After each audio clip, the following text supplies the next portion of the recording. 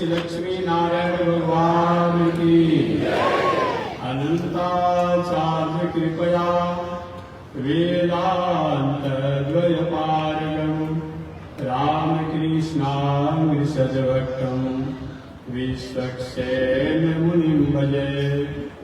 काषायं यज्ञसूत्रं शुचिवपुषितता चोर्ध्वपुण्ड्रं च भाले यस्यास्ते दक्षहस्ते कलिकुमतिगिरीन्द्रेन्द्रवज्रं त्रिदण्डं संसाराग्नित्रिशान्त्यै मृतजलममलं दारुपात्रं पवित्रं श्रीविश्वक्सेनसूरे पदकमलयुगं श्रेयसे संश्रयामि। लक्ष्मीनाथ समारम्भा नाथयामुनिमध्यमाम् अस्मदाचार्यपर्यन्तां वन्दे गुरो परम्पराम्। नारायणाय विद्महे वासुदेवाय धीमहि तन्नो विष्णु प्रचोदयात्। महालक्ष्म्यै च विद्महे विष्णुपत्न्यै च धीमहि तन्नो लक्ष्मी प्रचोदयात्। तन्नो लक्ष्मी प्रचोदयात्। परमाराध्य श्री लक्ष्मी नारायण भगवान नित्य वंदनीय पूज्य गुरुदेव श्री त्रिदंडी स्वामी जी महाराज के जुगल चरणों में कोटि शरणम भगवत भागवत आचार्य कई कभी पारायण नाम वाला पावन भूमि पर पावन कथा का निवेदन किया जा रहा है। पावन कथा प्रसंग अंतर्गत पिछले दिन निवेदन किया गया है। धन्य है मनु जी की वंश परंपरा। इस मनु जी की वंश परंपरा में ध्रुव जी महाराज का जन्म हुआ। ध्रुव का मतलब होता है अटल। जो अपने कर्मों पर अटल हो उसको ध्रुव कहा जाता है। ध्रुव जी अपने पूर्वजों की मर्यादा को हमेशा ख्याल रखते थे। राजकाज की व्यवस्था को ध्रुव जी बहुत समय तक जारी लगभग 36,000 वर्षों तक। शास्त्र की ऐसी परिपाटी है, शास्त्र का ऐसा नियम है कि सतयुग में लोग 1,00,000 वर्ष तक जीते थे। कभी 100 वर्ष लोग बड़ा भार 100 वर्ष में कहीं थोड़ी सी हमारे काम से काम नहीं होती है तो पिता कर चले जाते हैं। हमसे बर्दाश्त नहीं होगा। सतयुग में लोग 1,00,000 वर्ष तक जीते थे। अच्छे विचारों से अच्छे कर्मों से रहने पर उनको और बढ़ जाती थी। त्रेता युग में लोग 10,000 वर्ष औसत आयु बताई गई थी। अच्छे तरीका से रहने से और भी आयु बढ़ जाती थी। द्वापर युग में लोग 1,000 वर्ष तक जीते थे। अच्छे तरीके से रहने पर और आयु बढ़ जाती थी। कलयुग में लोगों की औसत आयु 100 वर्ष बताई गई थी। बताई गई थी। अच्छे कर्म करने से 100 से ऊपर भी उम्र हो जाता था। अभी वर्तमान का जनरेशन जो है, ये वर्तमान के जनरेशन में औसत आयु 40 से 50 वर्ष बताई गई है। 40 से 50 वर्ष तक कोई व्यक्ति स्वस्थ रह जाए तो उसको बहुत बड़ा भाग्यशाली माना जाएगा। 5 वर्ष के लड़का की आंख पर चश्मा देखा जा रहा है। 3 वर्ष के लड़का का किडनी फेल हो गया है। 2 वर्ष का लड़का जो है लीवर का रोगी है। 1 वर्ष का लड़का जो है हार्ट का रोगी है। 6 महीना का लड़का जो है गुर्दा का रोगी है। ये कितना कमाएगा कि दवा करते करते तो जीवन बीत जाएगा। कमाने का सारा धन उसी में लग जाएगा। ये हम जीते जी मर रहे हैं। ऐसा अगर जीवन में है तो हम जीते जी मर रहे हैं और नाटक मरना होता ही है। ऐसे भी नीतिकारों ने कहा है कि 10 प्रकार स्व है, 16 प्रकार की मुद्रा का वर्णन किया गया है मानस में। उन 16 प्रकार के मुद्रा में ऐसे लोगों को यह मुद्दा कहा गया है, लाश कहा गया है, जो व्यक्ति रोग से पूरा जीवन कर सकते। रोग तो माने कि जीवन का हमारा दिनचर्या है, रोग तो होते रहेगा, लेकिन लगातार हमेशा जो रोगों से ही प्रारंभ और रोगों में ही जाकर के समापन हो जाए, ऐसे लोग को जीते जी मुर्दा नहीं। जो लोग को समाज में अच्छे कर्म की कीर्ति का प्रतिष्ठा नहीं है, उन व्यक्ति को ये संसार में जीते जी मुर्दा के समान होता है। समाज में जी तो रहा है, क्योंकि समाज में उनकी प्रति प्रतिष्ठा आदर की भावना नहीं है, वो व्यक्ति जीते जी मुर्दा के समान है। जो लोग सुबह को खा रहे हैं तो शाम की व्यवस्था पर विचार किया जाए, कहाँ से आएगा, पर शाम को खा रहे हैं तो सुबह के लिए विचार किया जाता है। ऐसी गरीबी से जीवन हो रहा है, वो भी जीते जी मुर्दा के समान है। जो लोग का समाज में अपकीर्ति है, रहन सहन उठन बोलन चालन खान पान इत्यादि अपकीर्ति है, वो व्यक्ति जीते जी मुर्दा के समान होता है। और वो बहुत प्रकार के लोग को बताएंगे, दूसरा लोग में मानना है। इसलिए जीवन में कीर्ति जैसे सजीवती होती है। संसार में धन संपत्ति आना जाना सब लगा है, एक कीर्ति होना चाहिए। एक होते हैं 2 प्रकार की कीर्ति करने वाले होते हैं। एक होते हैं कुख्यात, एक होते हैं विख्यात। कुख्यात कीर्ति मत कीजिएगा, विख्यात कीर्ति कीजिएगा। आज हम कुख्यात कीर्ति करना चाहते हैं, ऐसा नहीं होना चाहिए। किसी गलती काम करके हमारा नाम हो जाए, किसी क्या मतलब होगा? एक कीर्ति का कोई मतलब नहीं होता। विख्यात कोई स्कूल अस्पताल अनाथालय गौशाला मठ मंदिर समाज राष्ट्र देश के प्रति ऐसा कुछ कर्म करें कि आप चले तो जाएंगे, लेकिन आपकी याद हमें शासन। धन्य है ध्रुव जी महाराज, भले ही इस संसार में 36,000 वर्षों तक राज किए, और उसी बीच में अंतराल में हस्तिनापुर के राजा, ये कथाओं को सुनने से पता चलता है कि हस्तिनापुर प्राचीन धर्म है। अब समझिए ध्रुव जी कब के राजा हैं, आई हस्तिनापुर के राजा बने हैं। इसका कि हस्तिनापुर जो है एक प्राचीन धर्म है, बीच बीच में समय बदलते चला गया है। कभी आपने कभी पढ़ा होगा, हमारे यहाँ की राजधानी कभी कलकत्ता भी हुआ करती थी। दिल्ली तो बहुत बार हुआ, आज जो है कभी मुगलों की शासन में हैदराबाद की राजधानी हुआ करती थी। हैदराबाद निजाम तो था ही नहीं रहा। एक कुछ मामले में और लोगों से कुछ ने कुछ समाज के प्रति कुछ कार्य किया। आज भी देखिए हमारे और किसी के अज्ञानी हो या तो दिल्ली में, लेकिन हैदराबाद के नाम पर एक भवन आज भी है जहाँ बड़े लोग आते हैं, बाहर के लोग उनको रखने की वहां व्यवस्था कर दी जाती है। वही तो हैदराबाद निजाम है जो हमारे महामना पंडित मदन मोहन मालवीय महाराज जब प्रथम बार उसके पास सहयोग के लिए गए कि हम हिंदू विश्वविद्यालय बनाना चाहते हैं, आप मेरी सहयोग करें। पहले तो उसने अपमान कर दिया, लेकिन जब अपमान कोई समान में लेने का संकल्प महामना जी ने कर लिया, आप कथा में क्वेश्चन बसाना है।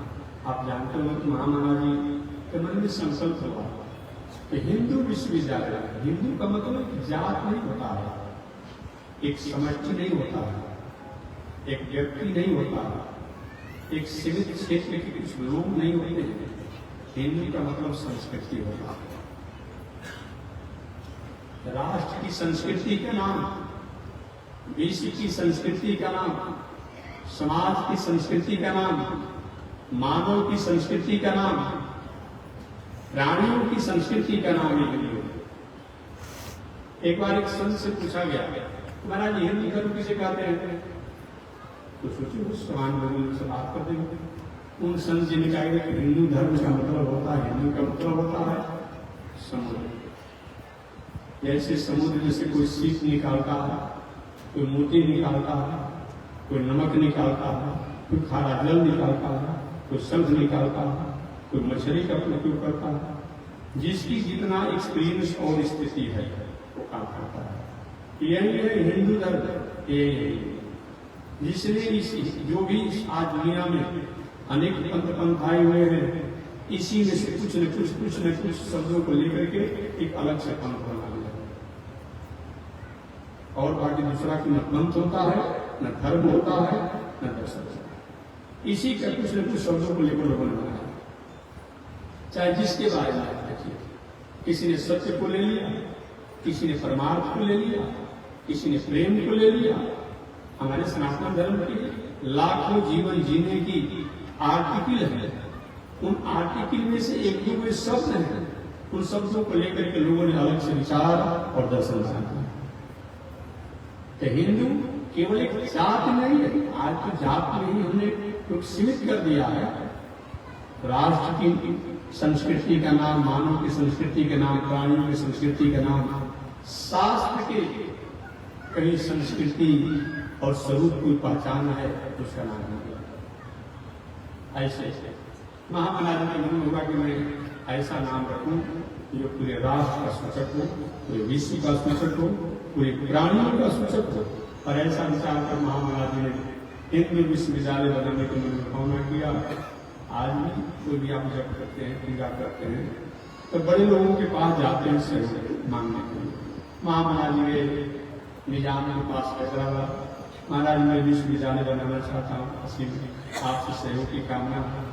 अब उसने अपमान करते हुए महामना जी की झोली में भिक्षा जो मांगने गए थे, अपना बाएं पैर की जूती को बाएं पैर से झोली में डाल दिया, डाल रहा था झोली फैला। कितना बड़ा आदमी, उस अपमान को भी महामना जी ने सम्मान दिया। मैं आया था इसके पास सहयोग के लिए और उसने अपमान कर दिया, लेकिन इस अपमान को सम्मान में परिणत करूंगा। महामना जी ने जूती को नीलामी पर चढ़ा दिया कि हैदराबाद निजाम की जूती है, जिसको अधिक दाम देकर लेना है दे। लाखों रुपया जूती का नीलामी हुआ हैदराबाद निजाम का। आज वो कोई अहंकार करता हो कि हमारा कोट, हमारा टोपी, हमारा जूता का नीलामी हो रहा है, उसकी बुद्धि की बलियारी है। पहले भी बड़े बड़े लोगों का नीलामी हुआ है। हैदराबाद निजाम की जूती नीलामी पर 1 लाख रुपया चढ़ा। हम निजाम के कर्मचारियों ने, मंत्रियों ने कहा साहब नाक कट गया, क्या हुआ?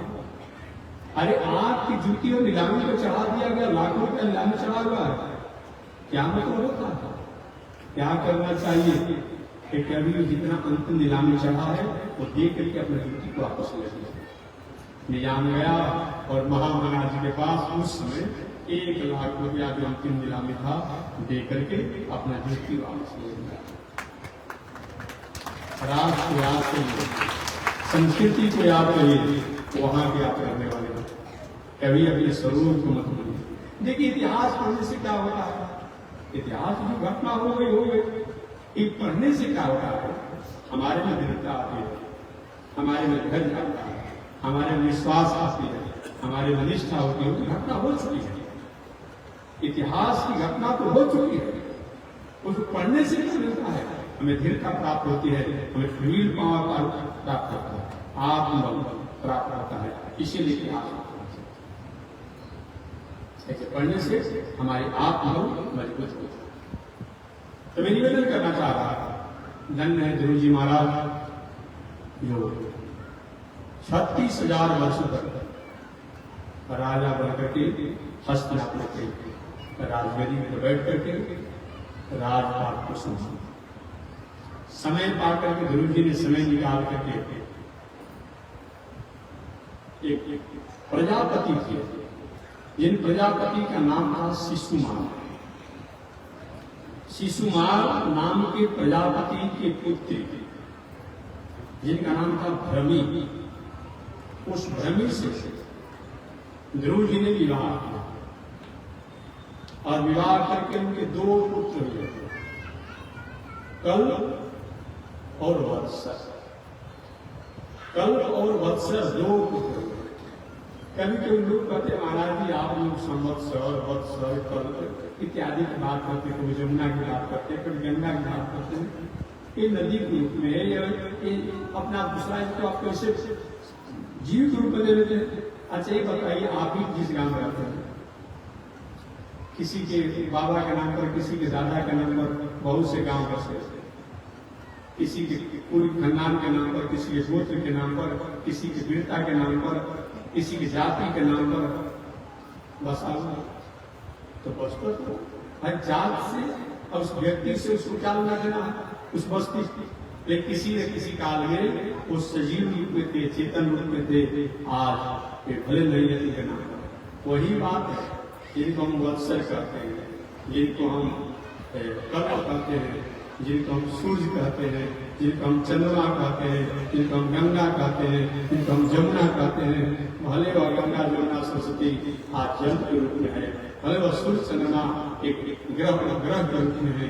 एक कभी न कभी किसी के पुत्र थे, कभी न कभी किसी के पुत्र थे, आज भले किसी से धर्म नहीं। आपके बाप दादा के नाम पर आपका पूरा आपका पूरा आपका वस्तु बच सकता है, और दूसरी कहीं महला बसता है, कहीं कुछ होता है, कहीं नगर बसता है। यहाँ आपको आपत्ति नहीं होती है कि कैसे ऐसे हो गया, और वहां आप आपत्ति कर देते हैं, ऐसा नहीं है।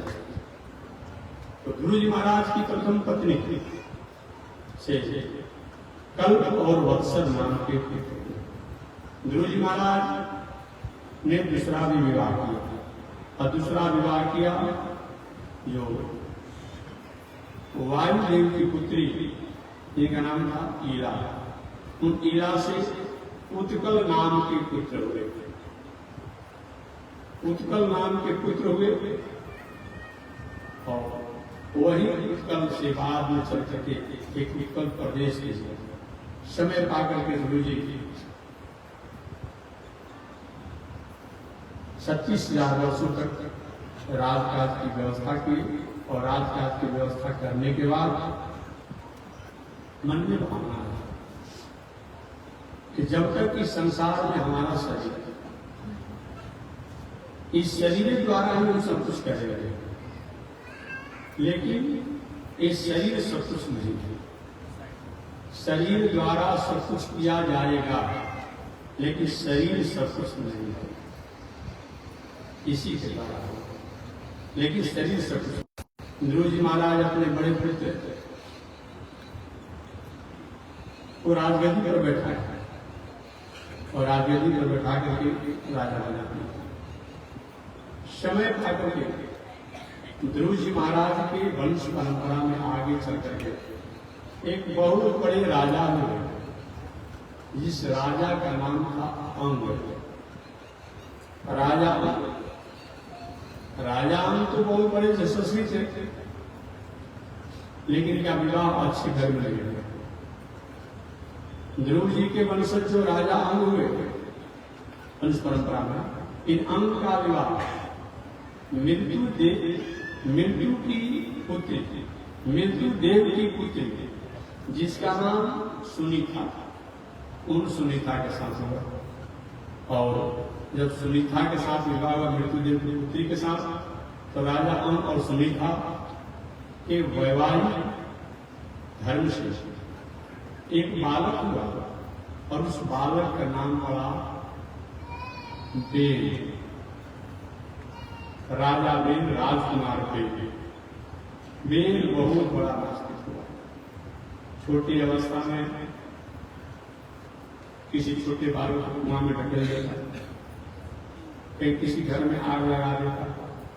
अनेक प्रकार के उपद्रव एक बाल्यावस्था से अंग के पुत्र बिन करना शुरू किया। अपने पुत्र को पहले तो बहुत समझाया, राजा जब नहीं माना तो एक दिन राजा हम सभी प्रजा को, सभी मंत्रियों को, राज को छोड़ करके और अचानक क्या किए, घर द्वार छोड़ करके गए। जैसे कभी कभी पुत्र से तंग आगे कोई व्यक्ति घर छोड़ देता है।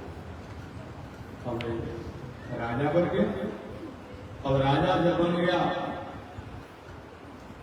बेन, तब कहा कि हमारा शासन चलेगा, और घोषणा कर दिया न हो तव्यम न दातव्यम, कोई हवन नहीं करेगा, कोई दान नहीं करेगा, कोई यज्ञ नहीं करेगा, कोई पूजा पाठ नहीं करेगा, और किसी को हवन पूजा दान के बिना नहीं रहा जाता हो तो हमारे नाम पर यज्ञ करे, हमारे नाम पर पूजा करे। और उसने कहा कि दुनिया के लोगों की कैसी बुद्धि हो गई है, ये दुनिया के लोग उसी तरह से हैं जैसे कोई युवती स्त्री कोई वृद्ध पति से वंश विस्तार की इच्छा रखती हो। वह विष्णु व देवता बहुत दिन से पूजा कराते कराते वृद्ध हो गए हैं, अब उनकी पूजा से क्या होने वाला है। हम राजा है, राजा स्वयं विष्णु होता है, स्वयं देवता होता है, राजा के शरीर में सभी का निवास होता है। अगर तुम लोग को पूजा करने बिना नहीं रखा जाता हो तो हमारी पूजा करो, और हवन करना हो तो विनाय स्वाहा करना है, नारायणाय स्वाहा नहीं करना। प्रति मंत्रियों ने, ब्राह्मणों ने समझ सुझाव दिया, महाराज ऐसा करना ठीक नहीं है, आप उस कुल खानदान के हैं, ध्रुव जी के कुल खानदान के हैं, आपके कुल खानदान में बहुत अच्छे अच्छे लोग हुए, आप ऐसा क्यों कर रहे हैं। सुनने पर प्यार नहीं हुआ, और ब्राह्मणों को डांटना शुरू किया, ब्राह्मण तुम्हारी बुद्धि मारी गई है, मुझे नहीं पहचानते हो, मैं वो करना चाहूंगा जो तुम ऐसा सोच नहीं सकते हो, अर्थात मृत्युदंड के अधिकारी हो गए। पूजा नहीं करना है, धर्म नहीं करना है, दान नहीं करना है, यज्ञ नहीं करना है, अगर नहीं किए बिना रहा जाता तो मेरे नाम से मेरा संकल्प करो, मेरा पूजा करो, मेरा दान करो। चारों तरफ हाहाकार मच गया। विद्वानों ने, ब्राह्मणों ने, मंत्रियों ने विचार किया कैसा राजा आकर क्या करेगा, ऐसे राजा को इस दुनिया में नहीं रहना चाहिए। अब सब लोगों ने हुंकार भरा, अहंकार भरते ही राजा वेन की मृत्यु हो गई। प्रजा जब अस्ट्राइक करते हुए तो राजा क्या करेगा। राजा वेन की मृत्यु हो गई, और मृत्यु जब हो गई तो कड़ाह में तेल डाल करके उनके लाश को डाल दिया। अब बिना राजा के राज कैसे चलेगा। जैसे लोग अपराधी लोग आ जाएंगे और एक अतिक्रमण कर देंगे। एक विचार करके एक बार सलाह लिया गया, सलाह लेकर के हुआ कि इसके शरीर को मंथन किया गया राजा वेन, और राजा वेन के शरीर को जब मंथन किया गया तो मंथन करने से राजा वेन के शरीर को मंथन किया गया, और मंथन करने से एक प्राणी प्रकट हुआ, एक जीव प्रकट हुआ, काला कलुका विकराल स्वरूप वाला। और प्रकट जब हुआ तो लोग क्या करेंगे, आप इसकी जुग नहीं, आप बैठ गया। पुनः दूसरी बार मंथन किया गया, और मंथन किया गया कि इस शरीर में कितने प्रकार के जीव होते हैं। ये बात आप नहीं कर सकते हैं कि शरीर से प्राण निकलने के बाद अब जीव की सत्ता हमेशा हमेशा समाप्त हो जाए। ऐसा अगर आप करेंगे तो उसी शरीर के 10 दिन, 20 दिन, 50 दिन सड़ जाने पर उसी शरीर से फिर जीव कहां से आ जाता है, कीटाणु छुपा छुपा आता है, आ जाता है। लेकिन कोई लाश खड़ा हुआ हो उसे कीटाणु जीव हो जाते हैं, कहां से आ जाता है। तो भले वो जीव का तो त्याग हो गया इस शरीर से, लेकिन पूरा रहते हैं। ऐसा उस शरीर को मंथन किया गया। शरीर को मंथन करने से भगवान विचार के तो हम ही काहे नहीं प्रकट हो जाए, अभी सारा दुनिया उनका उपलब्ध है। तो सम भगवान ही और सम लक्ष्मी ही ये दोनों प्रकट होने के लिए मंथन से संकल्पित हुए और जो राजा देव के शरीर को मंथन किया गया। तो मंथन करने से एक बालक प्रकट हुए, इस बालक साक्षात विष्णु के अंश थे, उन्हीं का नाम पड़ा राजकुमार पृथु।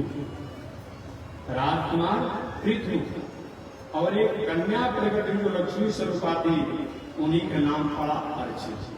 माने विष्णु अंश होने का वो पृथु हुए और लक्ष्मी अंश से वो अर्ची हुए। इस प्रकार अर्ची और पृथु ये दोनों प्रकट हुए राजा वेद के शरीर को मंथन करने से। और ब्रह्मवैवर्त पुराण के अनुसार, चाहे पुराणों के अनुसार बताया गया है, जब प्रकट हुए तो सभी विद्वान लोग, संत लोग, ब्राह्मण लोग पृथु और अर्ची को स्तुति करने लगे। पृथु महाराज ने कहा, महाराज अभी हमने कुछ काम किया नहीं और हमारी स्तुति कर रहे हैं, अभी तो हमने कुछ किया नहीं है, किए नहीं है, लेकिन आपके द्वारा होगा इसीलिए हम स्तुति कर रहे हैं। सारे लोगों ने कहा, महाराज आप साक्षात विष्णु के अंश हैं, आप प्रजा का पालन करें, सारी प्रजा परेशान है।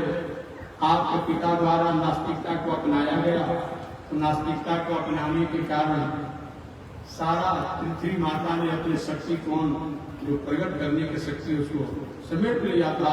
आप पुनः पृथ्वी को खुशहाल करें, ऐसा विचार कर पृथ्वी जी राजा बने और उनको राजाभिषेक कर दिया गया। राजाभिषेक जब कर दिया गया, एक दिन अपने धनुष बाण लेकर के और पृथ्वी देवी, अगर तुम अन्न को पैदा नहीं करोगे तो आज मैं तुम्हें रसातल कर दूंगा। पृथ्वी माता कांपने लगी और उनके सामने के लिए मेरा इसे दोष नहीं है, आपके पिताजी आपके वंशज द्वारा नास्तिकता किया गया, धर्म संस्कृति का अपमान किया गया, इसीलिए मैंने अपने तेज को समेट लिया था। आप चाहे तो हमारी पूर्ण शक्ति को पुनः प्राप्त कर सकते हैं। तो अलग अलग लोगों ने पृथ्वी की अलग अलग शक्तियों को प्राप्त किया पृथ्वी जी के कहने से। प्रथम बार पृथ्वी के सम्राट बने और पृथ्वी पर पूर्ण शक्ति को स्थापित किए। ऐसे पृथ्वी जी महाराज ने अलग अलग लोगों द्वारा अलग अलग शक्तियों को प्रदान किया। जब गाय ने कहा कि मैं पृथ्वी माता सम गाय के रूप में होकर के और कही हमसे आप जो चाहिए आप ले लीजिए, वही पृथ्वी महाराज ने औषधि के रूप में, जड़ी बूटी के रूप में, रत्न के रूप में, जिसको जो चाहिए वो सब उन्होंने दिया और सब लोगों ने अपने अपने अनुसार उसको प्राप्त किया। ऐसे पृथ्वी जी ने पूरी दुनिया और प्रजा को खुशहाल कर दिया। एक बार पृथ्वी जी जग का आयोजन किए, तो जग का आयोजन जब किए तो लगभग 100 जग करने के मन में संकल्प हुए। पृथ्वी जी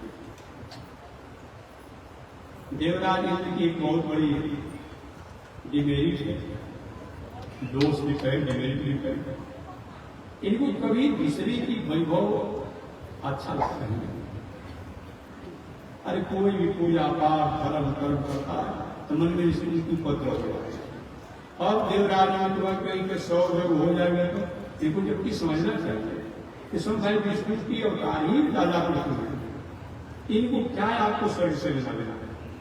अभी जग में आकर के बाधा पहुंचाने लगे। अत्रि मुनि जी जग के आचार्य और अत्रि मुनि जग के आचार्य से जगीय घोड़ा को चुरा कर लेकर जाने लगे। देवराज ने पृथ्वी जी के अस्त चोरी होने से जग में विघ्न हो गया और जब विघ्न हो गया तो मन में थोड़ी सी उदास आगे दूसरी बार जग की तैयारी किया।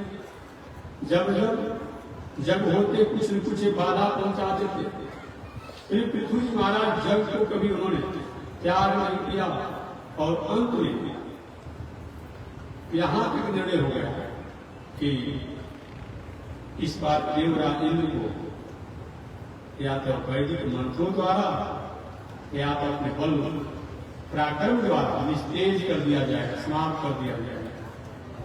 उसी समय भगवान आ गए और आकर कहा कि देखिए, अच्छे लोगों का कोई नियत कोई संख्या द्वारा कोई करने से भी सत्कर्म होगा, ये कोई मतलब नहीं। हो जाए तो ठीक है, नहीं हो जाए तो ठीक है।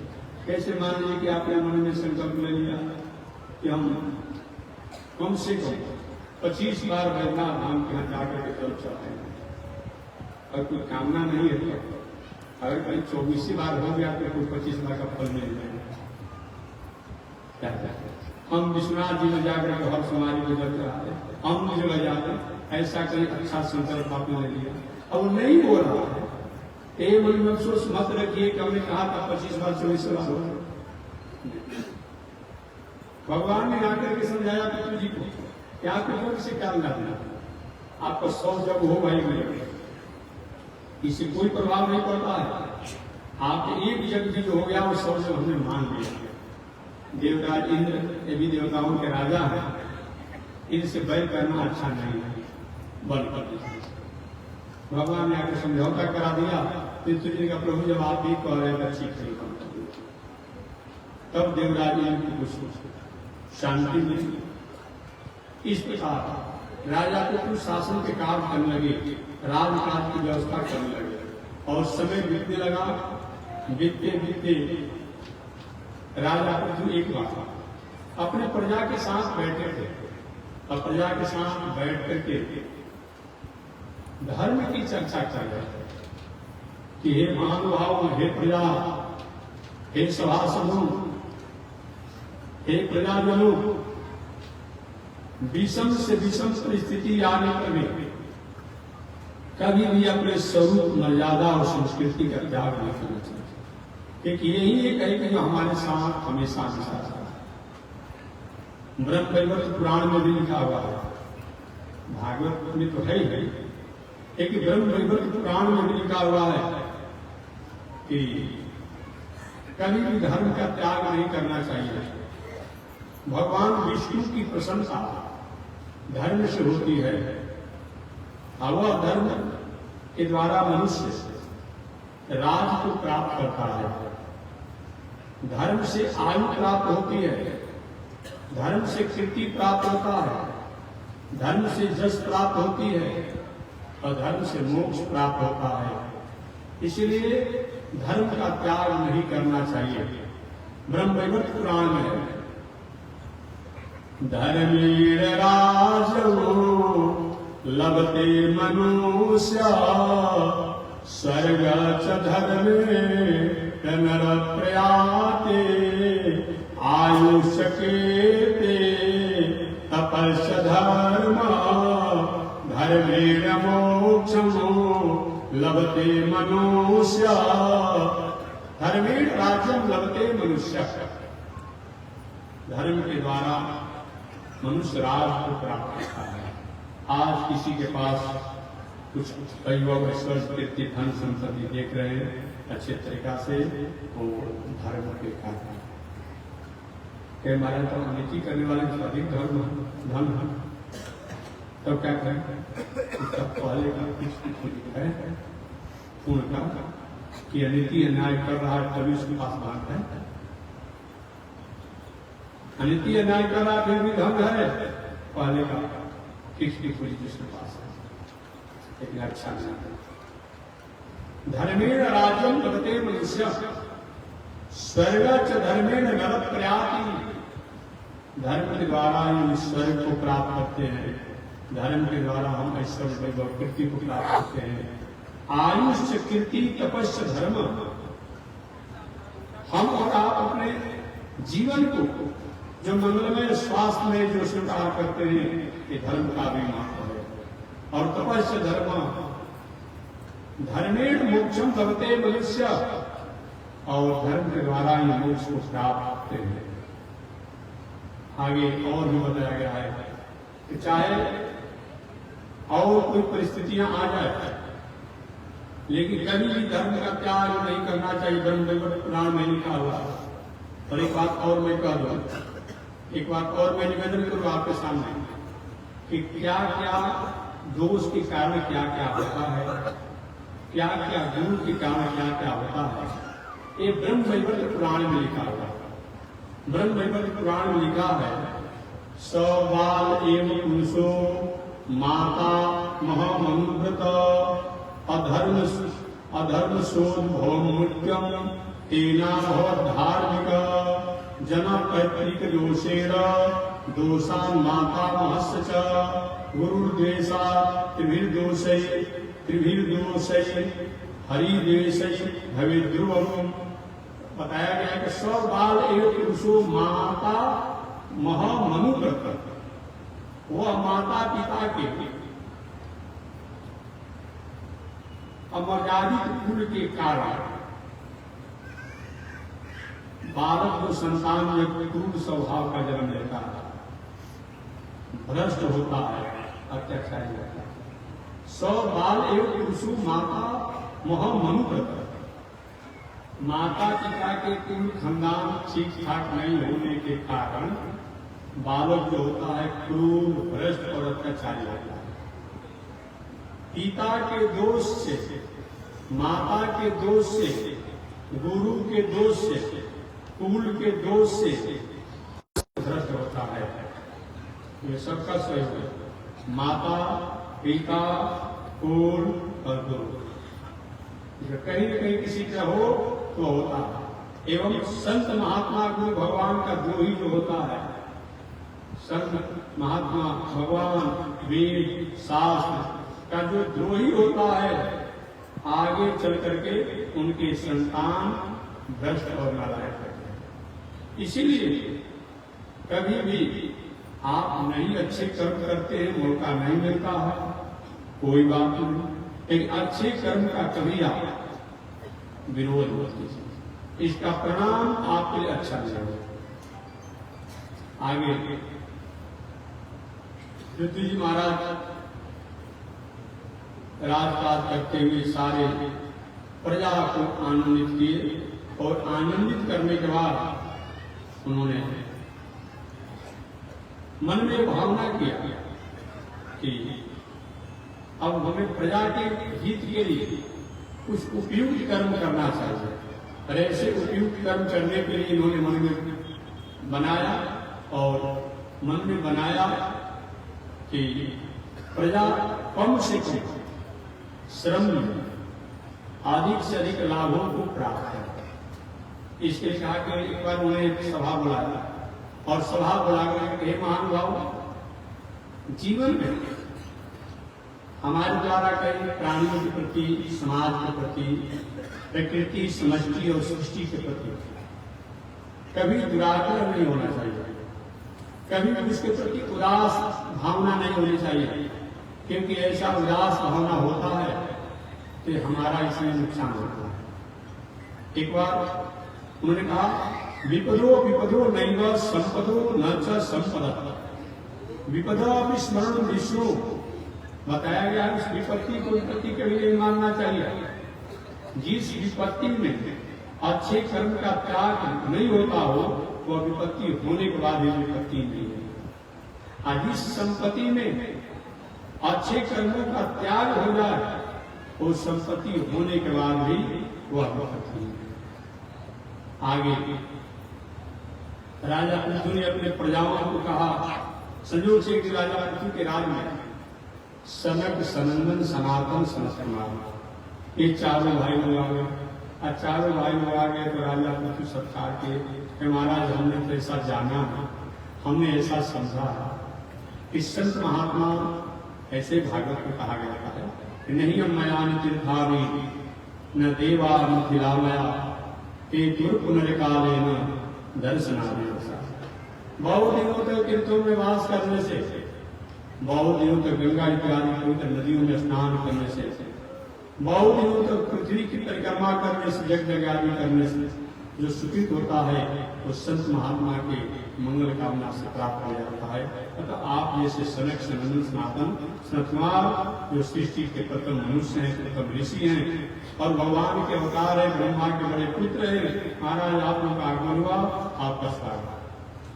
आगे राजा पृथ्वी ने कहा, प्रभु मानव जीवन में रह करके, गृहस्थ आश्रम में रह करके, परिवार पत्नी बाल बच्चों के साथ रह करके अपना जीवन को कैसे मंगल किया जा सकता है।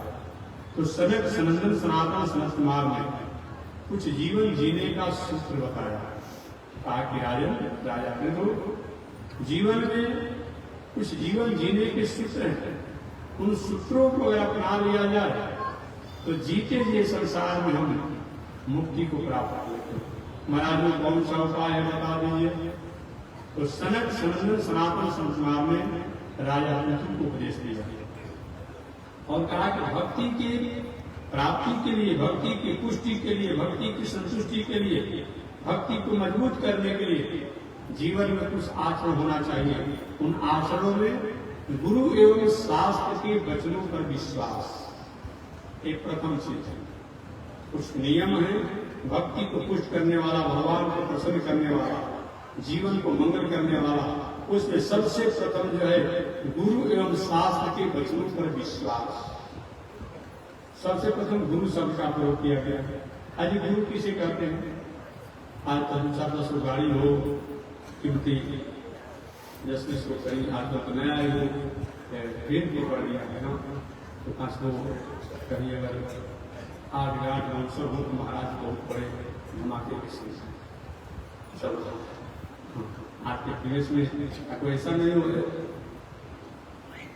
रोड सकता चल गया, लेकिन नहीं। गुरु का मतलब क्या होता है?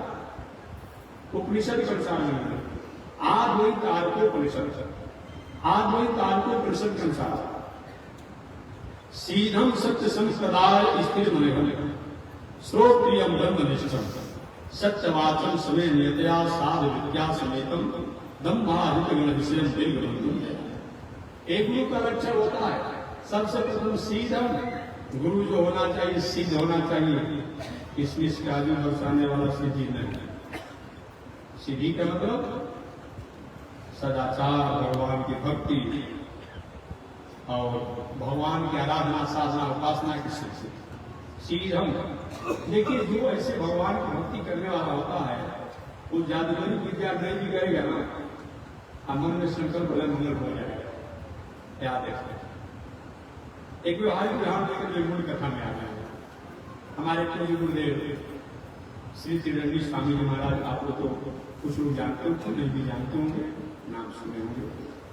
भले ही गंगा किनारे इत्यादि पहाड़ की तराइयों में जहाँ तहाँ संत किनारा रहते होंगे, लेकिन वैदुष जो है कितने बड़े विद्वान थे कि हम नहीं कर सकते, आप नहीं कर सकते। काशी के पुराने विद्वानों से उस जमाने में जो बड़े बड़े उच्च कोटि के अपने को संत वाले थे, उनके भी स्वामी जी ने अपने तार्किक और वैदुष्य के द्वारा, पांडित्य के द्वारा जो उन पर अपनी बढ़त बनाया है, तो आज इतिहास उसका गवाह है। अहमद, विवेक, समीक्षा, एक इतना बड़ा अहम शब्द पर इतना मोटा करते थे। उस जमाने की शताब्दी के बहुत लोगों के संत थे जो काशी में बहुत बड़ा स्थिति उनकी थी, लेकिन उनको भी इस बातों पर स्वामी जी के जवाब नहीं थे। ऐसे आजकल जो हो कभी कभी कुछ थोड़ा अधिक सीमा से बोल देते हैं, और स्वामी जी के साथ रहने वाले एक कर्मचारी जी थे, उनका नाम है मुक्ति वो भी सन्यासी थे, स्वामी के साथ कर्मचारी थे, बाद में सन्यासी चले थे। अचानक किसी ने ठाकुर सुहाती में कह दिया कि स्वामी जी आगे त्रिदंडी स्वामी से करो। भाई लोग हम लोग त्रिदंडी स्वामी के बराबर मान लिया। ये भी एक दुनिया की पागलपन है जी। इस परमात्मा ने जो दुनिया में एक ही नमूना बनाया तो दूर कहां से हो गया। अब हम कहीं कहीं त्रिदंडी स्वामी कहने वाला व्यक्ति बहुत बड़ा अपराधी है, मानने वाला व्यक्ति बहुत बड़ा अपराधी है। हम पूज्य गुरुदेव श्री त्रिदंडी स्वामी जी के शिष्य हो सकते हैं, कर्मचारी हो सकते हैं, सेवक हो सकते हैं, लेकिन कोई तुलना कर दे क्या मुझसे अधिक कर दें? एक तो सुनने वाला और करने वाला बहुत बड़ा फर्क है। एक लोग अपने वीडियो में हो जाता है और उनको अगर जब लोग कह रहे हैं कि हम इतनी रंडी शांति से कम नहीं, तो अच्छे प्रश्न। एक दूसरा व्यक्ति महाराज जी शब्द थे, महाराज देखिए ये बात सीख नहीं करे, ये क्यों नहीं करे? और उसको उन्होंने श्राप दे दिया, श्राप दिया कि जाओ तुमको नया था, तुमको वंश आगे नहीं बढ़ेगा, तुम कैसे अपमान कर रहे हो। अब संजोग से उन्होंने श्राप दिया। अब हुआ क्या?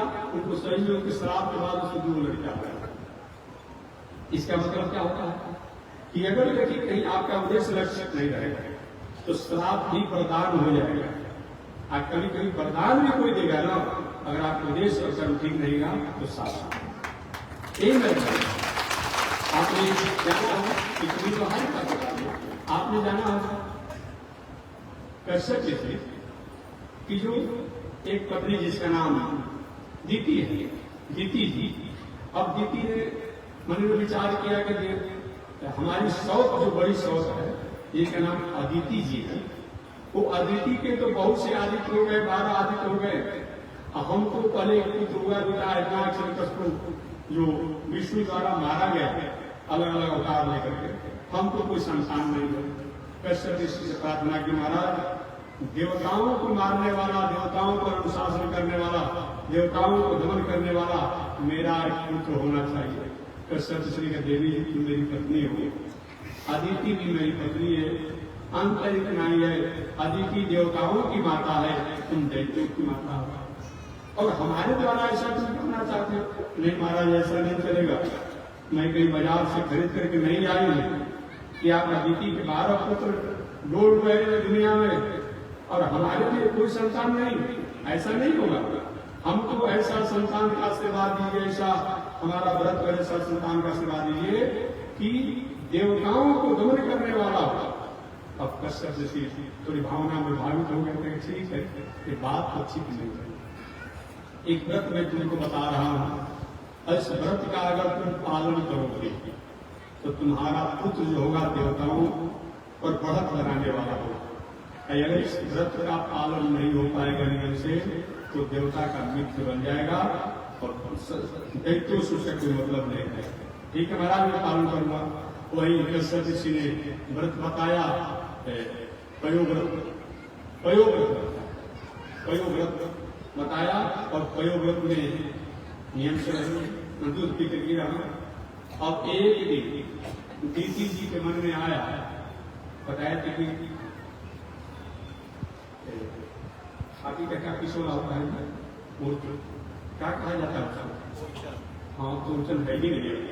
एक उसमें था कि इस तरफ सिर करके नहीं सोना है, खाली बाल नहीं सोना है, बार बार अपने दोनों हाथों से सिर को नहीं हिलाना सुना है, जमीन पर नहीं रखना है, चौकट पर नहीं बैठना है, जूठे मुंह नहीं रहना है, तिल नहीं तोड़ना है, ये सब अशुभ है। बैठे बैठे नहीं सोना है, ये सब साफ अशुभ है। अब संजोग से एक दिन दीदी ने दूध का पान किया के बाद छोटे छोटे लड़का दिन में दूध पीते रहता है, एक मुंह बैठ जाता है। अरे भाई 1 महीना के 2 महीना के बालक जो होता है अपनी माता के आंचल में दूध पीता है या और भी दूध पीता है, इसका शुरू बार बार धोया जाता है, नहीं धोया जाता है। एक दिन गंगा में गया तो धो दिया, कहा 15 दिन का 1 महीने के बालक का दूध बार बार धोया जाता है। के बाद हम भी तो दूध पे पान किया है, अब कहाँ में धोने का? अब उसके नास्तिक और उतर की बुद्धि आ गई। अब जब बुद्धि आ गई, बाल फूले। ऐसे भी हमारी माताओं का ये बाल जो है एक कोई श्रृंगार नहीं है, भले मान बैठी है कि बाल हमारा श्रृंगार का एक है, नहीं, एक संस्कृति है माताओं का बाल जो है माताओं का एक संस्कृति है। श्रृंगार मानना तो अच्छी बात होती है, लेकिन ये संस्कृति है, इसीलिए मर्यादा बनाना क्योंकि हमारा बाल टूटा हुआ है। क्योंकि देखिए थोड़ा सा मतलब चुटकी माने है ना, ये क्या है, यही जो टावर होता है ना आप लोग का, क्या कहा जाता है, क्या रखते हैं आप लोग, वो आज भी कहा जाए तो टावर से भी हम लोग का एक टावर है, ज्ञान का टावर। सुनिए, तो माताओं का भी जो बाल जो है जो बांधती है वो भी उनका टावर ज्ञान का, शांति का, आनंद का, संस्कृति का टावर है। ये श्रृंगार के बाल बचे ऐसा नहीं मानना, ऐसा नहीं होना चाहिए। और उसने क्या किया, पूरा बाल और जो थे वो और सोने का जो होता है सिरहने से खाया जाता है सामान्य भाषा में, वो सो गई। अब उसमें देवराज में सुश्रुत में आए और आकर पेट में प्रवेश करके सुश्रुत में और बेटी के पूरे घर के बाद टुकड़ा टुकड़ा कर दिया। 7 और 7 भाग में जब गिरा और बालक रोने लगे, अरे भैया बड़े भाई आप मेरे सौतेले भाई हैं, मेरे पिता ने मेरी माता को कहा था कि धर्म भंग होगा, तो देखते हो कि भाई हो करके भी देखते हो कि भाई नहीं होंगे, आप हम तो बन जाएंगे।